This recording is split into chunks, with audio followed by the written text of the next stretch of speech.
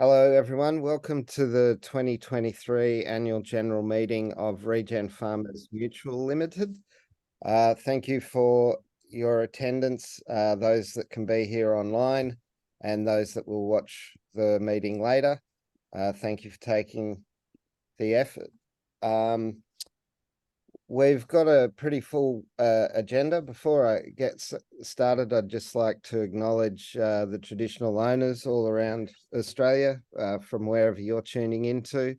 I'm on Awabakal and Darkajing country between Sydney and Newcastle, otherwise known as Lisarow. Guess the first thing to note is the minutes from the previous meeting. Oh, now they're going to be available, and they were recorded from the 8th of December 2022. Would it be okay if I basically nominated that we accept the notes from the previous meeting? And do I have a seconder? Yep. Thanks, Yeah. Rowan. I'd also like to note that the board has met on the following dates since we had our previous AGM on the 16th of December following the last AGM, 28th of February, 13th of April, the financial year end board meeting, 18th of October, 31st of October, and most recently on the 22nd of November. Moving forward, we have received no proxies because there are no motions to pass or votes to be held by members at this AGM. But I wanted to sort of recap where we've been and where we're heading as a summary of the year. So at our previous AGM, I presented a slideshow, much like I'm doing today. And the summary from that was that between 2021 and 2022, we went from concept to going out into market for the first time. And what we found at that point a year ago was that we'd onboarded 60 farmers out of, say, 400 that we had on the database. We had changed our business model from 80% to the farmer, 10% to the local group, 10% to the mutual, to a sort of waterfall of farmers should net themselves out, look after their nearest and dearest with insetting, and then look after offsets as a tertiary market, because to do it any other way around might mean that the farmers are paying more expensively for their own carbon and giving their best stuff away cheaply. We changed a few things around. We learnt that a landscape agronomist doesn't mean much to anybody, but a regen advisor is fine.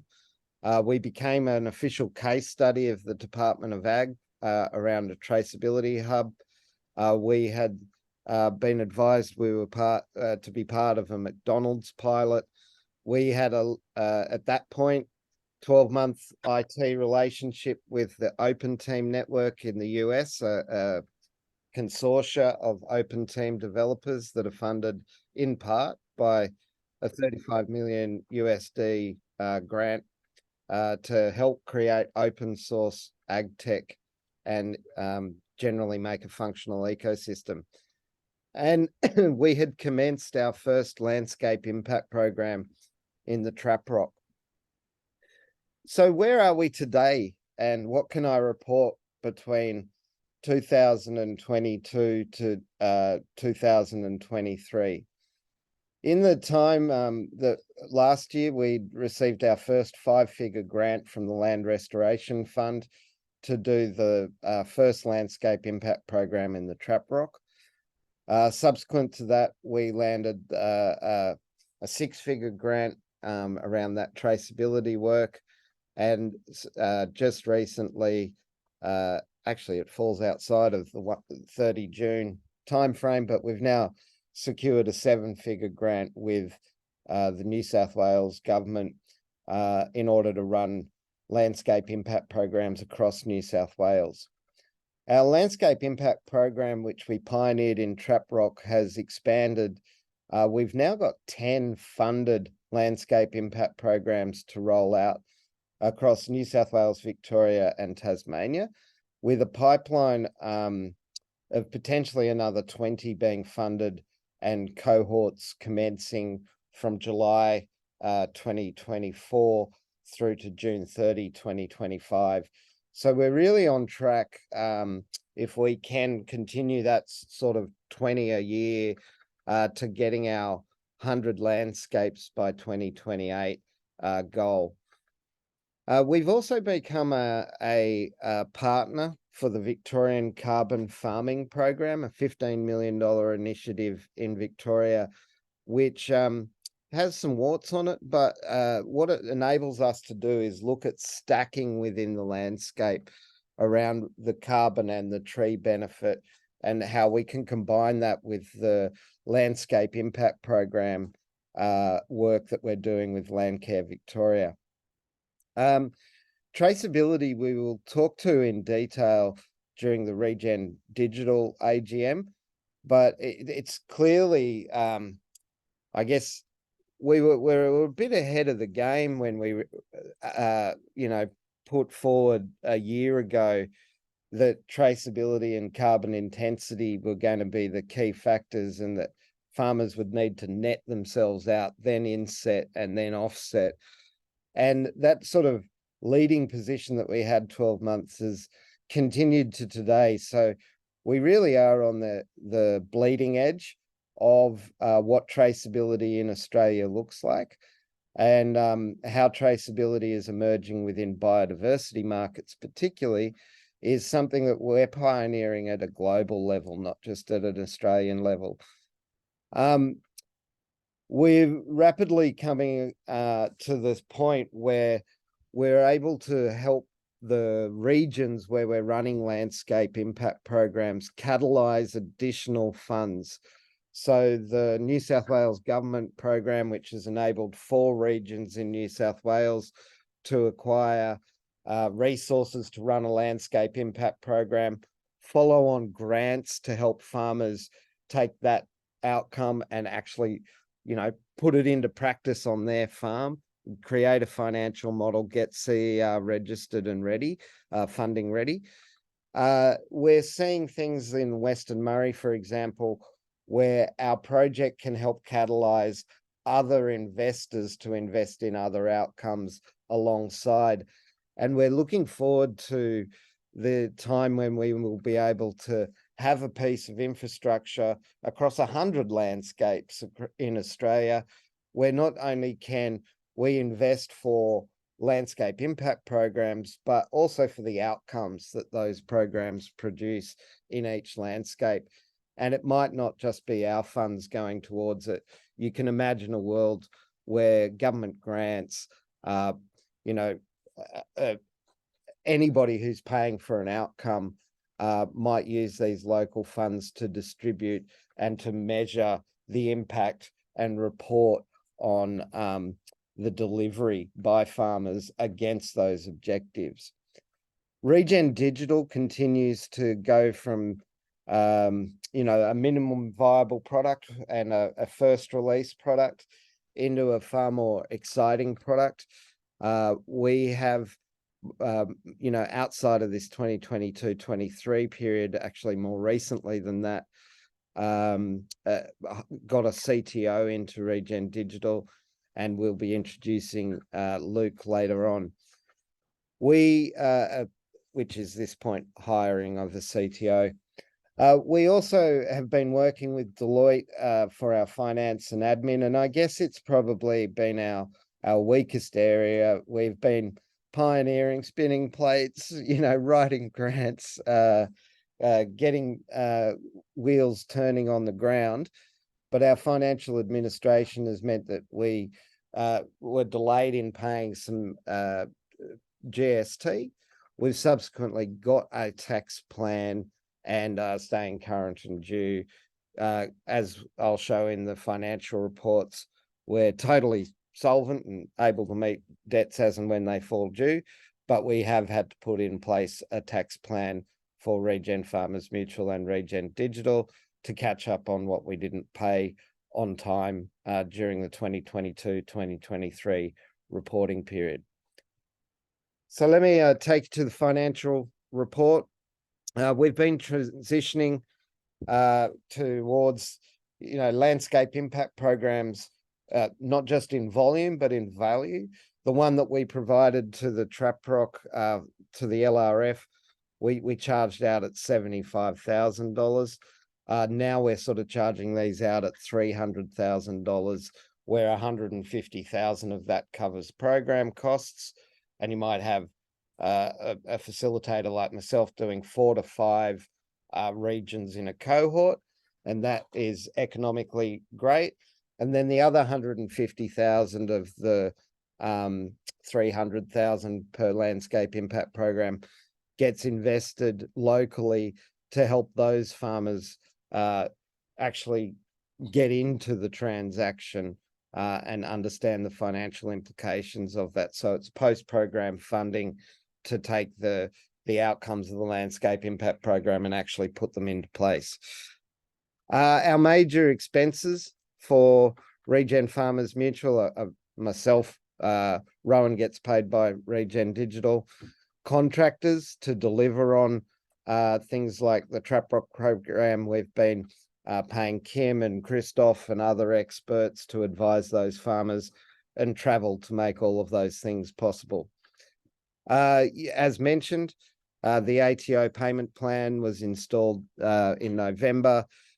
New South Wales and Vic Landcare programs have both commenced, and they represent 8 landscape impact programs. So has the Victorian Carbon Farming Program.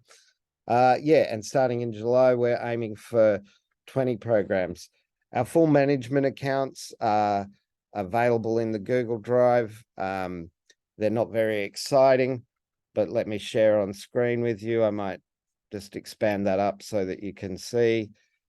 The net result is that to June 22 compared to June 23, we had a $12,000 net position. In 22, it's now a $43,000 net position. Our profit and loss for the period, we had a $12,000 loss in 22, a $30,000 loss in 23, which gave us the combined loss on our balance sheet of negative 43,000. So whilst the mutual is not, pardon me, I didn't mean to stop sharing. I just meant to go back to my presentation.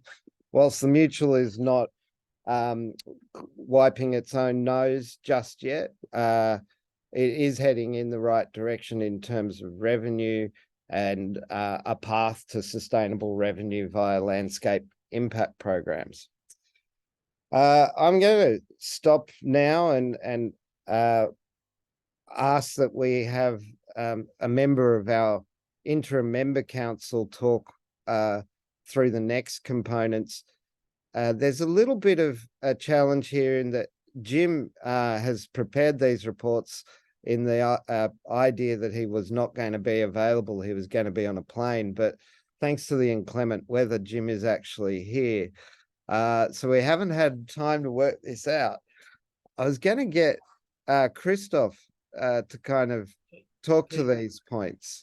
Keep Christoph on, mate. I'm happy to listen. My flight was cancelled, and I felt it only the right thing to do to join. But go as planned. I quite like the French flair, so let him go. Thank you, Jim. Well, as a chairman, if you want to, take over at any point, be free to, of course. Wally, which item do you want me to cover?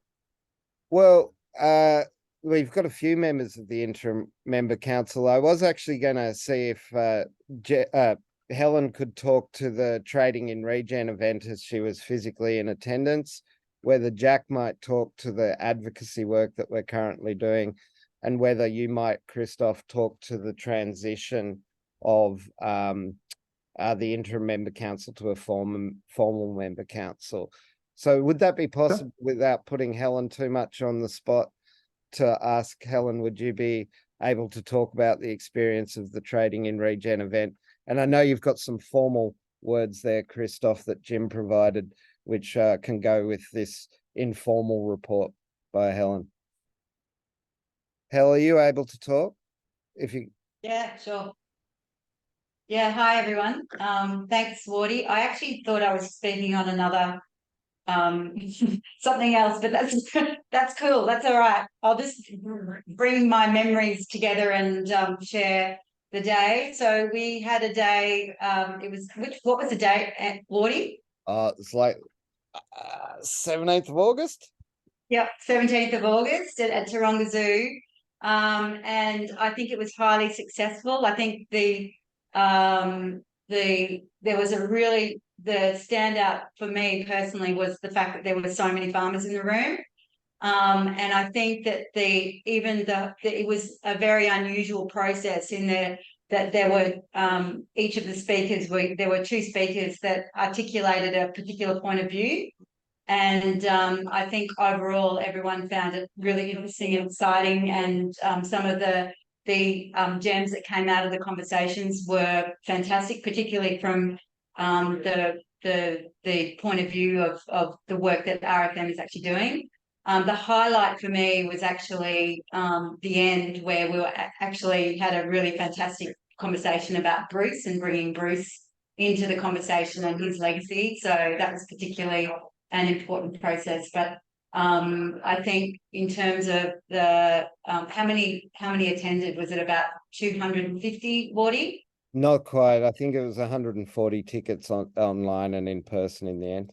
Yeah. Oh, okay. Yeah. So and I think the networks and connections that we were able to like moving forward, I think it put RFM on the map, to be honest, that event.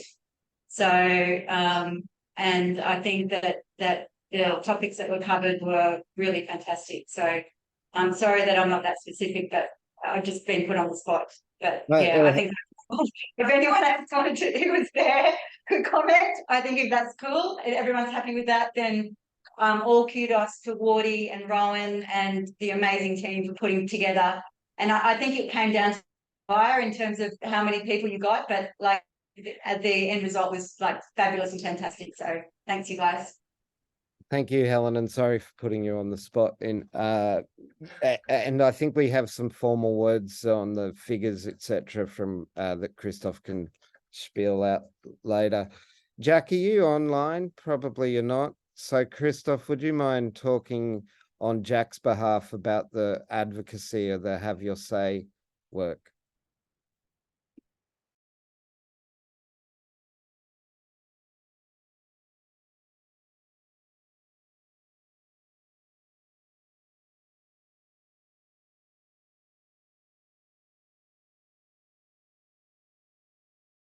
I think you're muted, Christoph.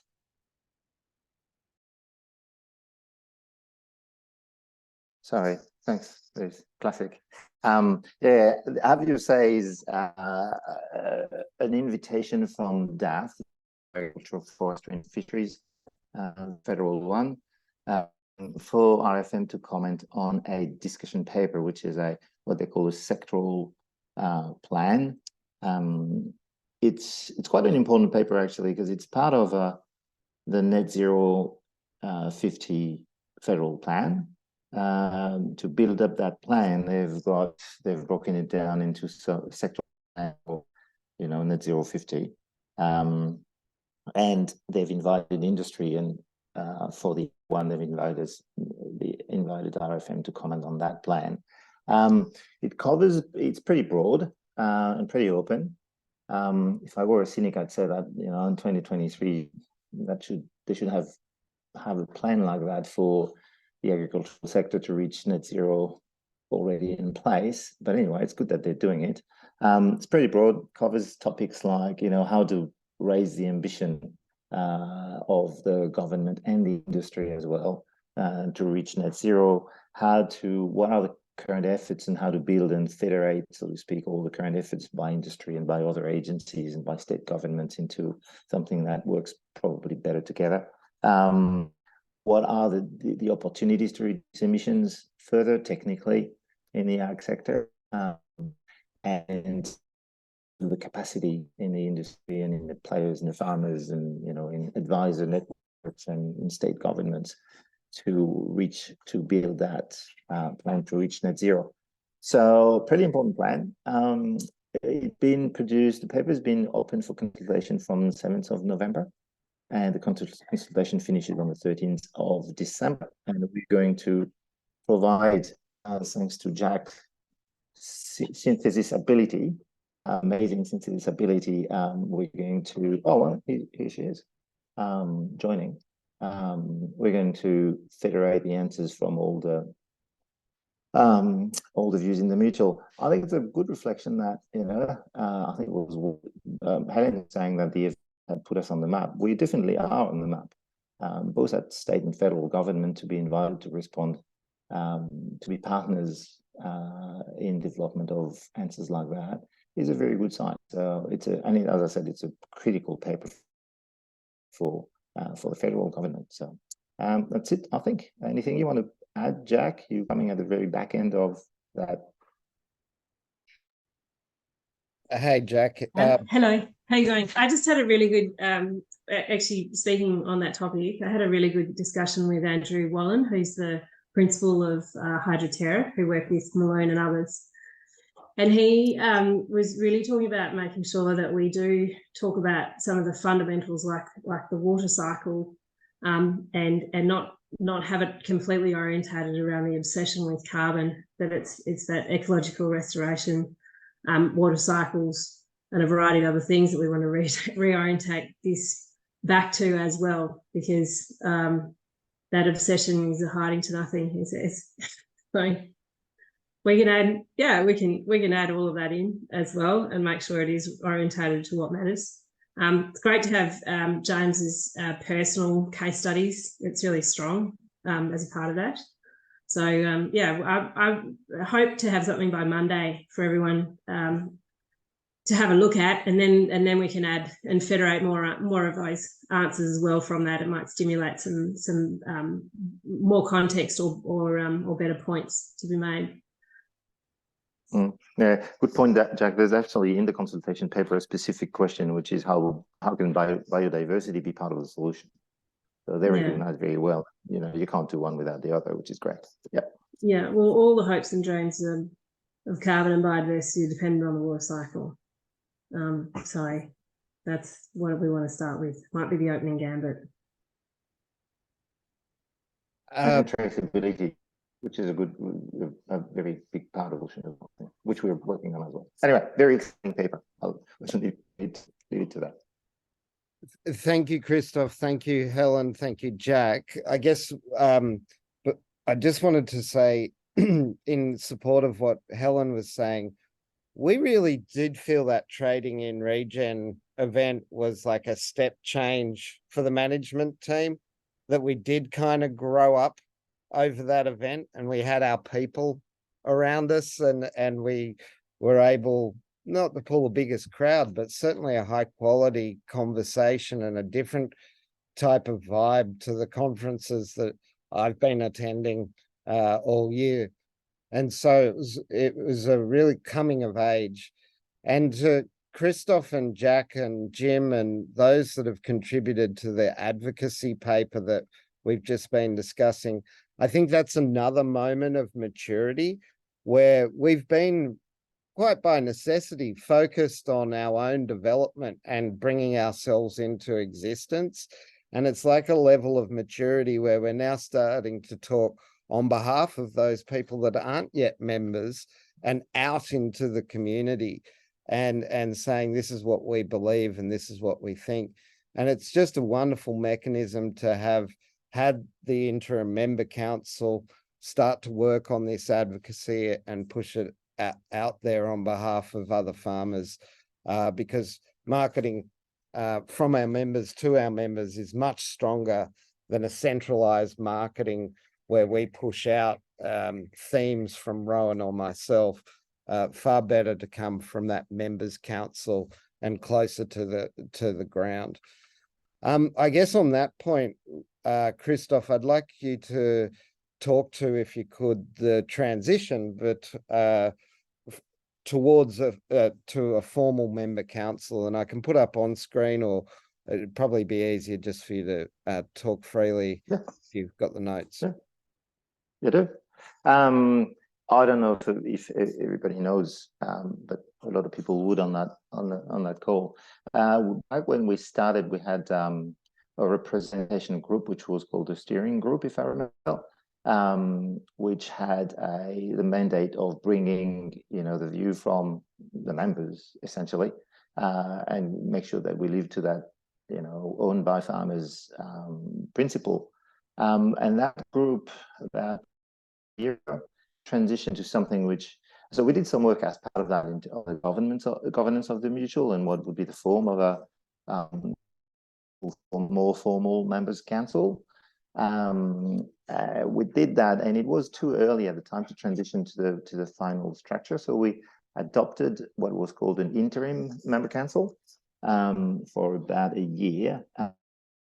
We meet fortnightly for about an hour and a half, just to discuss with Wardy, Warren, the management team now, all the big initiatives that are going on, who knows what, and just provide a little bit of steering and advice without necessarily any formal role or formal, it's not like a board at all, but you would just provide, it's a bit like make representations to all level of the mutual of what the members' view would be on any given topic. So that was functioned for about a year, and now is another sign of maturity actually, and it's good to see the evolution through those stages, the evolution of RFM towards final structure. And transitioning now from the interim member councils to the actual member council, the way it was designed in the governance, with 10 members, which we will still continue to meet with this frequency, but 10 members, 2 of which are going to be directors on the board of RFM, and 2 of which are going to be directors on the board of Regen Digital. Actually, so very exciting evolution as well to finally have reached a point where we can have our final. I don't think anything will ever be final with RFM, but as final that it looks today actually. So that's it. Any other questions? Thank you, Christoph. That's perfect. So the interim member council, I just want to thank again Jim for putting that together, Helen, Jack, and Christoph for your comments. So what is the members council? We are proposing that it's a advisory only body. It's not a formal body, as in a committee of the organization. It's not got board responsibilities or liabilities, but we caught ourselves the other day. It's probably not great governance and probably not good to say at the AGM, but we take our lead from the members council more than we take our lead from the 3 of us in the board, because the 3 of us in the board feel that we're empowered to make the decisions on behalf of members. And we feel that the members council is what distills all of the views into really great feedback sessions every fortnight for an hour and a half. And it's with such great cadence and such great corporate memory, and the evolution of our council members and ourselves as an organization. And it's sort of an honor to be able to make this into a formal council and start to recognize the inaugural councillors. So the composition of the members council will be ideally 10 people. We've got 9 councillors standing here today with capacity for a further councillor. We do wish that we could provide compensation. Financial reimbursement will be available if there are expenses to be had by the members council, but as there's Zooms on a fortnightly basis, there's generally no expenses. Any of the council members that are elected to the board will be paid of either Regen Farmers or Regen Digital will get a stipend. But for the 12-month term of 2024 calendar year, the inaugural members of the council will be on a volunteer basis. So are there any questions, concerns? Clearly, I'm going to announce who the inaugural councillors are shortly. But before we move into that, are there any questions or from the floor around the council, member council function or responsibilities?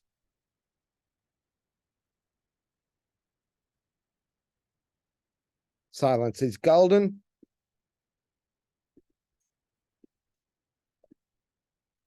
May I welcome our inaugural councillors being returning from the interim member council, James Campbell, Liz Evans, Christoph Burr, Jack MacArthur, Stephen Todd, Helen McCosker, Mike McCosker. And may I welcome two new councillors, Kim Wilson, who's been a fantastic Regen advisor in the Traprock and now in the Upper Clarence, and Rob Pekin, who's a relatively new member, but contributed really well at our Trading in Regen event and has a lot of short supply chain and food sovereignty experience, and we believe will add yet more dimension to our fortnightly catch-ups. Any questions? Probably not. But I'd like to, do we have formal wording around this, Rowan? There's not a motion that needs to be passed legally to make the members council a formal thing. But I see a few people putting up party hats and claps and shit, and it is a good thing. And I think we should celebrate it. And so maybe, yeah, this for ourselves. Yeah. I would reiterate that what he was saying. So we were talking to someone the other day, and we like literally we pay more attention to the member council than we do the board. Kind of but what that really is meaning is that we're like this feedback mechanism is so valuable in making the mutual what it is. Recognising the member council has no legal liabilities with respect to because it's advisory only. So it's a great structure to be able to kind of get that feedback without the kind of the bureaucratic or legal constraints that might come with having a formal committee of the board that like has, you know, that we need to get insurance for, and there's a whole lot of rigmarole around it. It seems to work beautifully.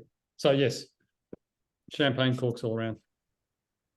Exactly. And welcome to the new members. Woohoo! Yeah. Yeah. Oh, that should be a part of our AGMs going forward, a list of the members. But you'll be pleased to know we've moved from 60 to about 120. So we've doubled our membership. We did make a decision during the course of the financial year to stop onboarding individual farmers because we couldn't support them. So there's a good gap in our membership recruitment while we transition to being able to recruit through, landscape impact programs, and closed a few of those deals. But now that those landscape impact programs are working, in the last 4 weeks, we've brought on 40 members as a result of 4 landscapes with 10 new members. And you can imagine how they will grow across time in that landscape to be 100 members in each of those regions. So our member acquisition strategy is on track. I've got a question, Andrew. What do you envisage from the membership to the board, that the membership council board or whatever you're calling it? How do you envisage the communication? I obviously they're speaking for the membership. One, and the other question is, do you have any material that to talk about these landscape? I mean, I'm a little bit grey on what the landscaping projects are all about. I just don't really understand. Both great questions. The answer to the first is when we form by the 1st of January, we'll bring all of the council onto our website with like name and profile, and we'll generally encourage, you know, if it's technical in nature, like my digital twin, how do I log into it? We don't want the council to have to deal with that, but we will put this sort of skills and interests of the council there. So if somebody wants to talk to a member about certification, or to a member of the members council about a concern that they have, that they can bring to the meeting on behalf of that member, that will be facilitated in a very public, here's our members council, here's contacts if you want them to, you know, pass information to the management team and board. We do want to be, though, pretty well a flat structure, so any member should be able to come to Rowan or myself, probably me in the first instance, and say, this isn't working, or why are we doing this? And usually I've got time for those sorts of responses. But if there's, say, a dissatisfaction with my response, then yeah, that's what the members council is there for, is a greater influence, I guess, for each of the members. Yeah. In terms of the landscape impact programs, we have pitch documentations, videos and PowerPoints about what they are, but we kind of lack a really good, concise one-pager. But probably the best way to think of them, Cam, is they're an accelerator program that helps a group of farmers, of which 5 of those 10 form a working team. And over 6 months, they define what can they do individually and collectively in a landscape, then take that thesis or package out to market, get feedback from the banks, the supply chains, the potential corporates, philanthropic investors, and then ultimately break that down into management actions that a farmer might take on their farm if they're going to access different elements of that package, and make that a real doable transaction in that landscape. But of course, I represent a group of farmers around here. It's called Gloucester District Pastoral Association. And if I were to take this and pitch it to my people, I haven't got any information to pitch to them. That's what I'm asking. And is of that regenerative farming. I mean, I did a talk on it. Sorry, this week I spoke on a panel after a viewing of Rachel's farm. And the problem is it's a very broad church, and there's many, many, many different ways to practice regenerative farming, and none is particularly right or wrong. So does that require a level of loss of, I suppose, I don't know, autonomy to actually join that group, or how do you envisage that working? So landscape impact programs are generally funded by state or philanthropic or you know, industry groups on behalf of a group of farmers, because they're a 300K investment, right? Yeah. Now, I think it's worth going back to our definition of regen, and that is that what is an economic and an environmental profit. And if you've got an economic profit, environmental loss, you're really in mining. Economic loss, environmental profit, you're really in conservation. What we seek to answer through the landscape impact programs are what are the actual things we can do on the land, the interventions that make economic sense and environmental sense. So they will be context specific. So looking at the 4 in New South Wales, the Great Northern Creeks is what the Northern Rivers are focused on. So right along the Northern Rivers, everybody borders a creek. It might be 2nd or 3rd order stream, but then that's where the water is. So the biodiversity and the carbon opportunity and the native species and the habitat and the desiltation opportunity is. So they're really focused on that. Upper Clarence, box gum grassy woodlands, and being the headwaters in a catchment, they're probably more around soil carbon. Southern Tablelands, box gum grassy woodlands, soil carbon, planting trees. Murray Inland Delta, hydrated biolinks. So what they're doing, the practice that makes economic and environmental sense within their context, they're defining, and then they're going out to market and saying, well, these are the things we can do. How do you respond to that, banker, supply chain, corporates? And based on that, they're, you know, making sure they've got the measures and the financial model right, that it is financially sustainable. And then what is produced is really a stack. Say a stack consists of 5 elements. Everybody in the landscape might have creeks as a one common element, but a particular farm might have 3 elements, and the neighbor might have 5, and the next neighbor along might have 2 elements. The thing that unites them, though, are that those management actions around creeks that make economic and environmental sense.